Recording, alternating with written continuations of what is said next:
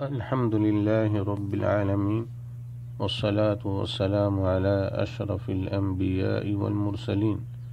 شیطان انسان کا ازلی دشمن ہے اور اس کی دشمنی اعلانیہ ہے، اور اس نے یہ اعلان کر رکھا ہے کہ وہ بنی آدم کو ضرور گمراہ کرے گا۔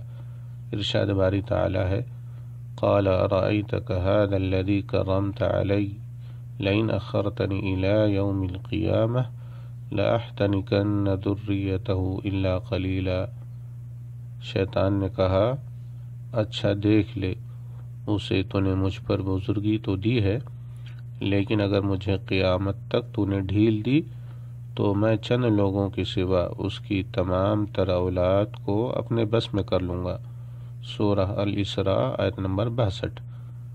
شیطان کے تعلق سے ہمیں جن باتوں کا حکم دیا گیا ہے ان میں سے کچھ یہ ہیں۔ انسان شیطان کو اپنا دشمن تصور کرے اور اللہ تعالیٰ کی نافرمانی کر کے اسے دوست نہ بنائے۔ اللہ تعالیٰ کا فرمان ہے، ان الشیطان لکم عدو فاتخذوہ عدوا انما یدعو حزبہ لیکونوا من اصحاب السعیر۔ شیطان یقیناً تمہارا دشمن ہے، لہذا تم بھی اسے دشمن ہی سمجھو۔ وہ اپنے پیروکاروں کو صرف اس لیے بلاتا ہے کہ وہ جہنمی بن جائیں۔ سورہ فاطر آیت نمبر 6۔ انسان شیطان کے نقش قدم پر نہ چلے، کیونکہ اللہ تعالیٰ نے اس کے نقش قدم پر چلنے سے منع فرمایا ہے۔ اللہ تعالیٰ کا فرمان ہے، یا ایھا الذین آمنوا لا تتبعوا خطوات الشیطان ومن يتبع خطوات الشیطان فإنه یأمر بالفحشاء والمنکر۔